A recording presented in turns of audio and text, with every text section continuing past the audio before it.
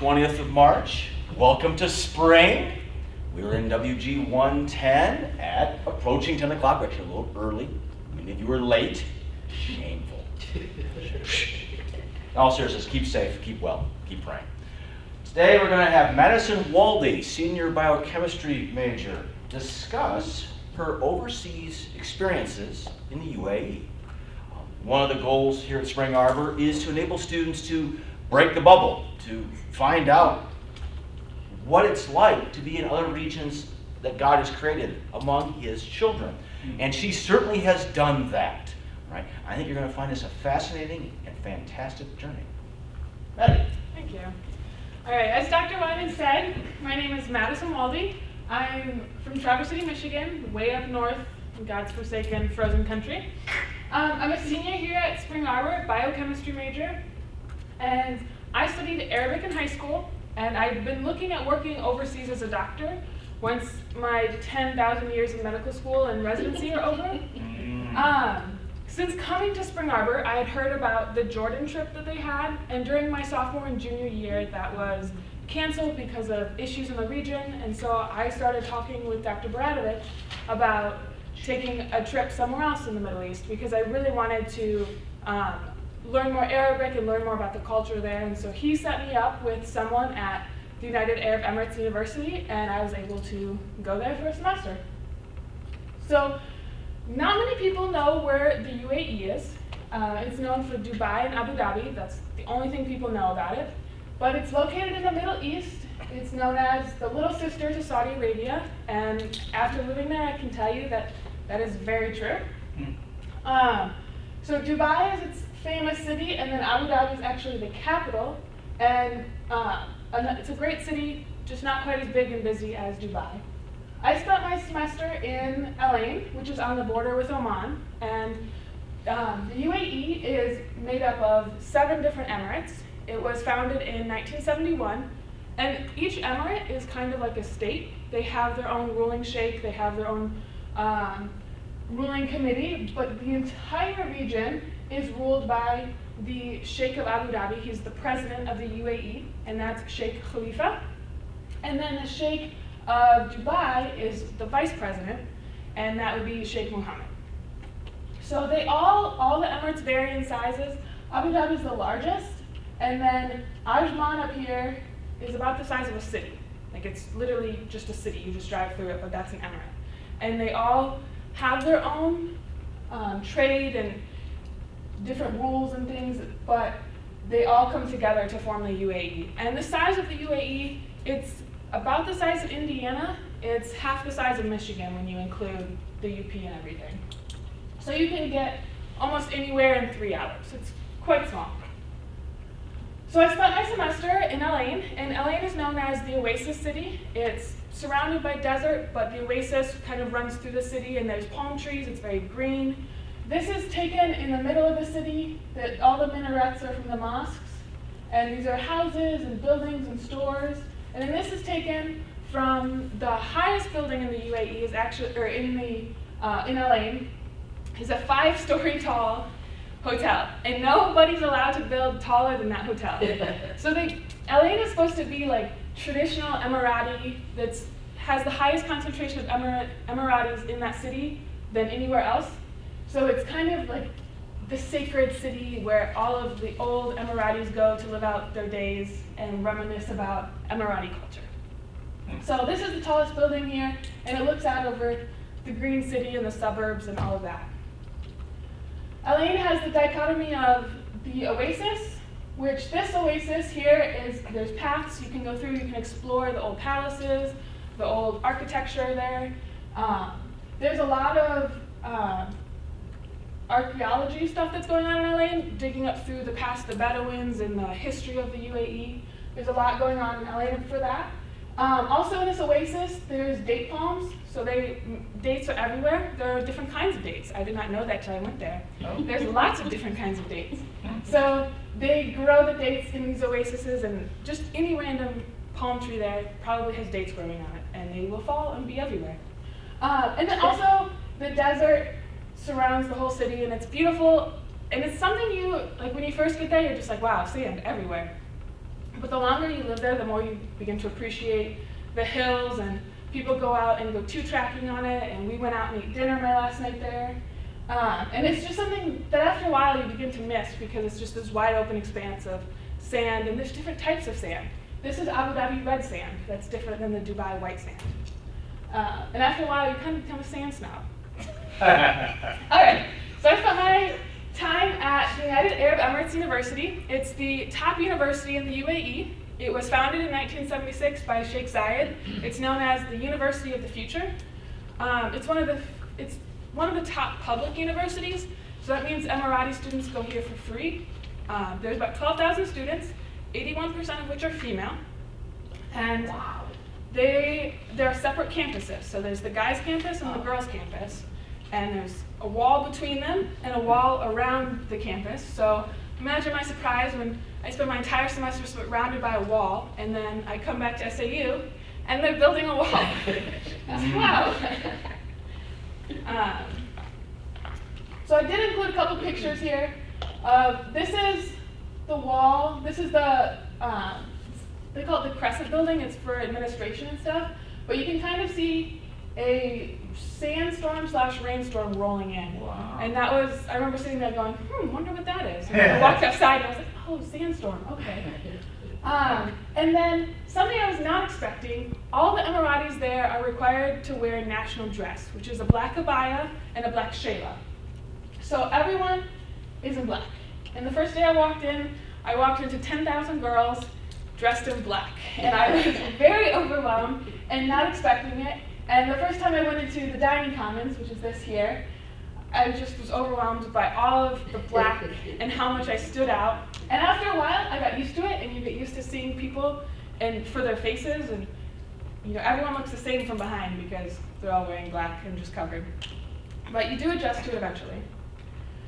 So during this time, I conducted research in Dr. Amr Amin's lab in the molecular biology department. Dr. Amr is a colleague of Dr. Baratovich's. So Dr. B sent me overseas and said, please work with her. And his graduate students, Amina and Amira, welcomed me into his lab. Amina is a master's student who's finishing up her master's this year. And then Amira was just starting. So at the very beginning, Amira and I were learning things together, and Amina was the one teaching all of us. By the end, Amira had kind of outpaced me because that was her life, was working in the lab. So we worked on treating cancerous gastric cells with different compounds such as safran, safranel, and crucin to see if the quantity of protein expressed was changed at all. Now, we worked with 3 different mutant cell lines, and the compounds we worked with, safran, safranel, and crucin, are important because they are natural compounds in the Arab world. They're used in food, they come from spices, and so we used literally the raw spice, and we broke it down, you put it in the media, and then applied it to the cells that we were growing. So they're gastric cells, so they were grown adhered to the plate. You can put them in the media, and then after a few days, they're on the plate, so you can pour the excess media out and apply new media, which is what we did. We put the compounds into the media and put that on the cells growing on the plate. I learned cell seeding, which is where you just count the number of cells in kind of a gridlock fashion, and then you can apply that to the whole plate. And that's for consistency, and so you can know your cell division rates. So we applied the compounds, we left them on for a few days, and then we did protein extraction and purification. And this is where we ran into a few problems. We had to look at, the safran was so strong, it was eluting with our protein, so all we had was orange slush, possibly with our protein in it, and we had to go back and redo the concentrations and try to keep the safran out of our protein. And the proteins we were looking for were proteins used in cell cycle. So these are cancerous cells, they're cells that are dividing and growing too much, so we were looking to see if these compounds affected the cell cycle proteins.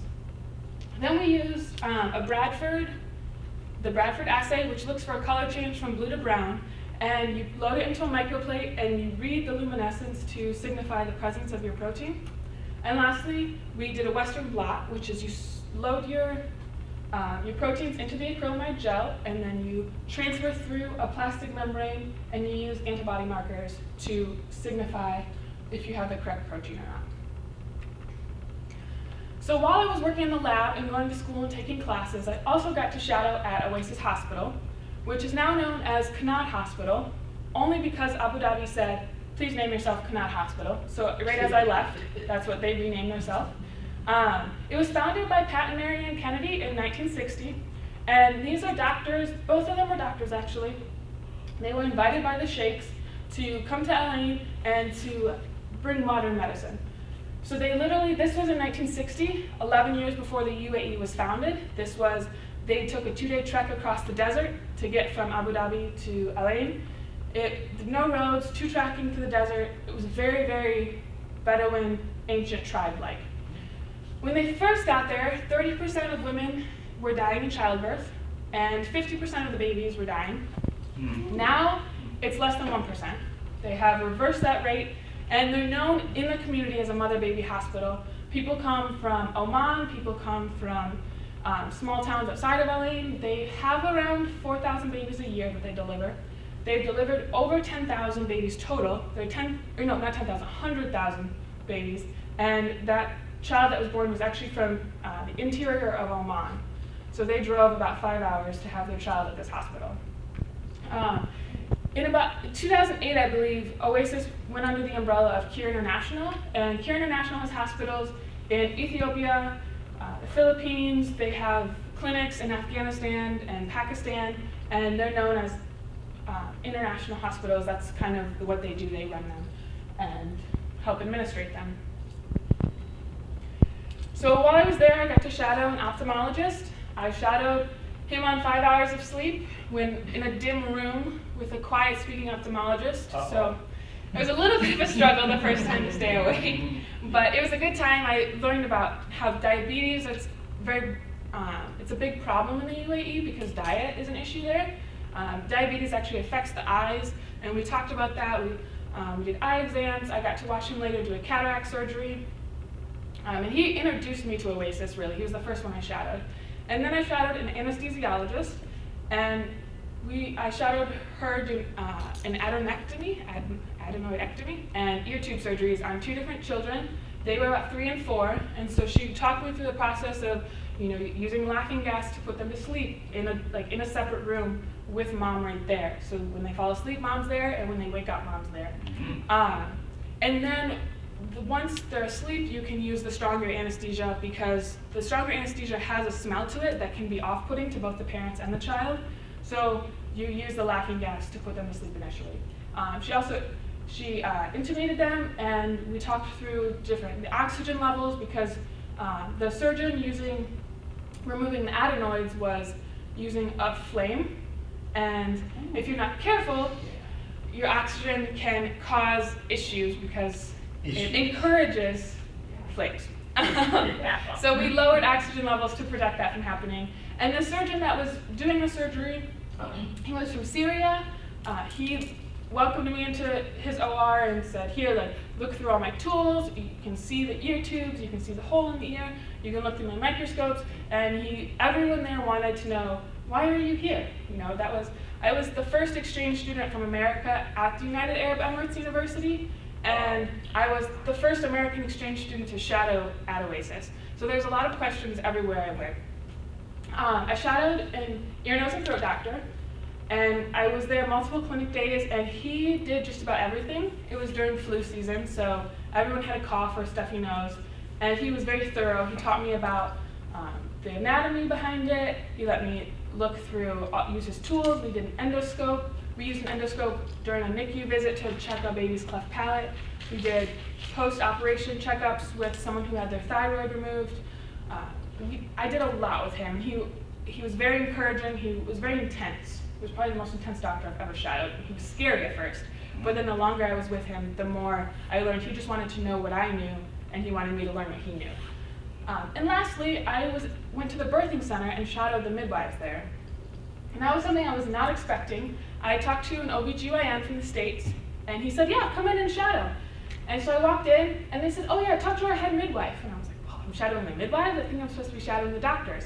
Well, the UAE and Oasis Hospital specifically, they use the UK's version of birthing, and that's with midwives. They have doctors on call, they're there if they need them, but the midwives are the ones that do the labor and delivery and all of the post-delivery, and they basically take care of everything. So the midwives there were from South Africa, England, India, Jordan. They were from all over, and I spent about 3 shifts with them. One was an overnight shift. I got to see labor progression, multiple births. I got to see them communicate with their patients, and it was interesting. All of these doctors, some of them spoke Arabic, some of them didn't speak Arabic, some of them used translators, because this hospital works for Emiratis and the Westerners in El Ain, but they also work for the Pakistani and Afghani workers. And when I shadowed the ENT, he had multiple workers, who are laying concrete. They're building buildings that are living in squalor, really. They don't have proper health care and proper self-care. So they came in and we cleaned out ears of men they're like, I can't hear. And they clean out the ear, and all of a sudden he's like, wow, I can really hear. And it's because he pulled out so much earwax that the guy just had impounded in there. And so it's interesting to see at this international hospital, you have doctors and nurses coming from all over the world, from the Philippines, from Czech Republic, from the UK, from Canada, and they're working with different cultures that are living in this town. And it was something I wasn't expecting, but I really, really enjoyed, was seeing how they all work together and just seeing how international medicine works. People coming from all around the world to care for this community that was foreign to them, and now they had grown to love that community. So I did more than just shadow and do schoolwork. I got to travel around the UAE, which was one of my favorite things because there's a lot in this small country. When I first got there, I went to Dubai, and this is the Burj Khalifa. Burj means tower in Arabic. This is the tallest building in the world. And Khalifa is after Sheikh Khalifa, who paid the extra money to finish it because they ran out of money as they were building it. So the Sheikh said, here, how about you finish it? And at night, they light it up, and they have light shows, they have a fountain show, and it's just a great display of Dubai's wealth. And then right next to the tower is the Dubai Mall. It's the largest mall in the world, 4 stories, has an aquarium, has ice skating rink, giant waterfalls, like 3 different food courts, a grocery store. Everything you could ever want from literally every store you could think of is in this mall. I visited 4 times. I never saw the end of it. I don't think I saw all of it. And it's a place you go when it's 130 degrees outside and you want to get outside of your house. Also in Dubai is Palm Jumeirah, and this is the classic Palm Atlantis Hotel, and right on the other side of that boardwalk is the Arabian Gulf, and you're looking across to Iran. And that's the Palm is where you go, the lap of luxury. You go there to spend money. Later in the semester, I went with my friend and her boyfriend to Global Village, which is where they have all these different buildings representing a different place in the world. So there's Jordan, Lebanon, Europe, the Americas, Iran. They all have their own area, and inside there they have booths selling food, clothes, trinkets, things native to their country. And that was a good time. It was very crowded, very overwhelming, but it was fun to go and see all these nations come together and try and represent their actual nation while being in the UAE. I went to Abu Dhabi, and this is the Grand Mosque. This is one of the larger mosques in the world. It was built by Sheikh Zayed. It took about 20 years to complete. It's beautiful in every way, shape, or form. I recommend you go if you are in Abu Dhabi. This is Emirates Palace. It's a 7-star hotel, even though 7-star hotels don't exist. The UAE has a few of those. This is one of them. Everything inside is coated in gold, and you can buy gold coffee, you can buy gold macarons, like everything is gold inside. And the last visitor they had before I showed up was Vladimir Putin. So everything was decorated in Russian style in honor of his visit. The middle picture here is the Louvre, and Abu Dhabi decided to pay France and build their own Louvre. And so it's an art museum, And there's some great artwork there, but the coolest thing is the architecture. This building, it's all white brick, and it's built right into the Arabian Gulf. So you walk out of the building and you're in this courtyard, and you're surrounded by this gray kind of honeycomb weaved roof, and you can walk right into the water through different walkways and such. The entire architecture of the UAE is amazing. It's one thing they do really, really well, is they build cool buildings. This is Qasr Al Hassan. It's a fort. It was the first building in Abu Dhabi. It was before there was a UAE, there was this building. It was the home of the ruling tribe, when Abu Dhabi was still a tribe, when they were pearl diving, when they were Bedouins. This is where the sheikhs ruled from, was this fort. And it's actually where Sheikh Zayed was born.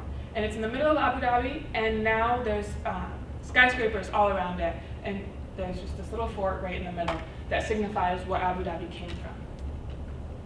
Lastly, I went to Fujairah in the Gulf of Oman for a weekend. They have, so on one side is the beach, and then on the other side are all these mountains.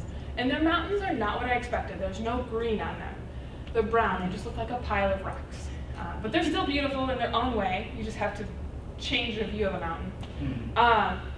Where we went there was a lot of seaside resorts. There's about 5 in a row on this beach, which they're all down there. And then this was the public beach. My friend and I went on a Thursday afternoon, and we were the only ones there. And then the next Friday morning, we showed up to watch the sunrise, and all of these campers had shown up. So people come there on the weekend to camp and just have a good time on the beach. So part of the reason I was able to go on this trip was the Gilman Scholarship. I was awarded, it's a State Department scholarship awarded to Pell Grant recipients. And if you're going on a credit-bearing semester abroad, your program has to be at least 4 weeks. It doesn't have to be the full semester. I know someone who was awarded one for an 8-week trip. The standard gift is around up to $5,000. If you're studying a critical need language, such as Arabic, Farsi, Russian, Chinese, they will give you up to $8,000. And that's what I was awarded, was $8,000 for my trip, because I was studying Arabic at my university. Gilman is specifically interested in science majors because science majors supposedly don't have the time to go abroad. And Gilman wants that to be changed. I'm a biochemistry major. I pulled it off. You can too. Just plan for your junior, senior year and plan opposite of biochem. So I took biochem last year, so I went abroad this year. And Gilman is also interested in students who would not be able to afford a semester abroad on their own. And I know that was the case for me. I was thinking of how am I going to pull this off? Maybe I can do it. And then all of a sudden, I was gifted $8,000 from the State Department, and I was like, wow, I can do a lot more now. And so you apply. CCS will work with you to apply the semester before your semester abroad. There's deadlines you have to work with. I did it in 2 weeks. I don't recommend that. And apply even if you don't think you're going to win one. I didn't think I would be awarded one, and halfway through the summer, I found out I was. I was like pleasantly surprised. First time I've been awarded anything in my life. And so my Gilman Scholarship helped pay for my transportation, my host family, and then the culture enriching travel that I was able to do. So lastly, I'd like to give a couple thanks. The first one to Dr. Baratovich. He really got the ball rolling on this. He was the one that made this trip possible. It was his connections that I worked with, and it was his idea. He was just pulled it out of the hat. Oh yeah, I have this guy in the UAE you could go spend time with. And so because of him, I was able to go. Dr. Wyman and Dr. Baldwin, they filled out forms, paperwork, letters of recommendation. They helped me on my way. The cross-cultural office got me through all the paperwork for an independent cross-cultural. They helped keep me safe. They check all the boxes, make sure you have everything planned properly, make sure you know you're thinking about the right things. The UAEU administration, all the ladies in the international student office were fantastic. They helped me get my visa, they helped me get my Emirates ID. They were on top of it when I left. They were canceling things for me. They told me all the offices to go to.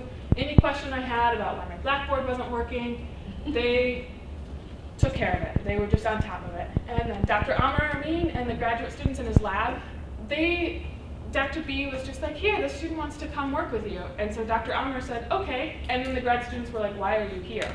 But they hit the curveball, and we had a great time. They taught me a lot of things. They taught me about working with human cells and just things I hadn't worked with before.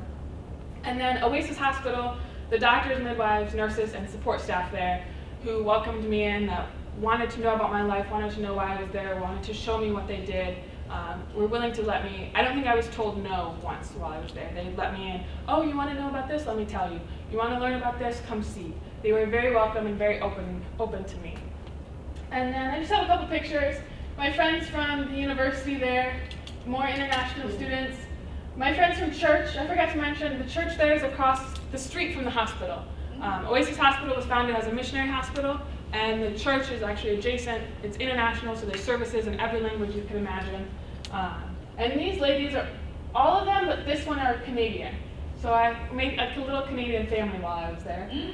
It's my host family and a friend at an Omani wedding. And then riding a camel. Classic Middle Eastern trip. You have to ride a camel. So I think I'm going to open it up for questions. Dr. Hogger? Well, you said that the students there wore black. Yes. What did you wear? So while I was there, they tell you cover your shoulders and cover your knees. But there's kind of a social pressure there that as the semester went on, I felt more and more in a way. So I always covered usually mid-calf and then past my elbows. I wore a t-shirt on campus once and I felt so scandalous I never did it again. And then not everyone, like you can see in this picture, Essen is from Turkey, so she didn't cover her hair. Batul is Palestinian, and Miriam is Syrian, Filipino. And so they dress differently based on their culture. But the longer I was there, I never covered my hair. I only covered it when I went to the Omani wedding. The longer I was there, the more I wore my hair up. I rarely wore it down because it just felt weird. And you get stared at everywhere you go, and after a while you get used to being stared at, so it bothers you less. So yes, that's what I wore. Okay, another question. Do you feel like Spring Arbor University prepared you well for the research that you did there? I think so. I think biochem and genetics were the biggest two because what we were doing was a lot of biochemistry actually. There's like the purification things, the processes, running the gels, that I was very prepared for that. I was a little unprepared for working with human cells, which is not something we do here, which is fair, I understand. But the amount of cleaning you have to do, you're always working in the hood, you're working with gloves, you spray your gloves with alcohol, like you're clean on clean on clean. And the master's student I was working with was OCD and very type A, and so it taught me a lot about keeping research prim and proper and handling cells that are different from what we were usually working with. So, yeah. Anything else? Dr. Hager? I had heard that Kuwait was, because they had so much money, they were flying in school lunches from Paris every day. Do you know anything about that in the United Arab Emirates? I don't know anything about that. I do know that money is very abundant in the UAE, and depending on how much money you have, you're allowed to do whatever you want. I know my friends were teachers at an international school there, and they had kids that just had a pet falcon. Like, they just had one. And they had, these kids would go on vacation, summer vacations to Europe, or they had traveled all over the world just because it's too hot in the summer to be there, so they go to Europe. Or have you seen snow? Yes, because we go skiing in Switzerland every year. There's there's a big dichotomy because there's a lot of money in the Emiratis and in the Gulf citizens. Your friends from Bahrain or from Kuwait or Saudi, they have a lot of money. But then your workers or your laborers, or what we called them, from Afghanistan, Pakistan, the Chinese that build the buildings in the middle of the night, there's a lot of poverty there. So you just have to, you don't really even have to go looking for it. You see it wherever you go. You see it at bus stops, you see it in the grocery store, you see it in the malls, you see it on the way when people are dressed, in cleanliness. Like there's a variety of people there, and depending on where you are, you see different things. So, yeah. All right. Well, on behalf of all of us here, we certainly appreciate Maddie's talk. This was fantastic. I hope everyone out there listening to this rewinds and does it 2 or 3 more times. We are very proud of Maddie. Yeah. We've told her that many times.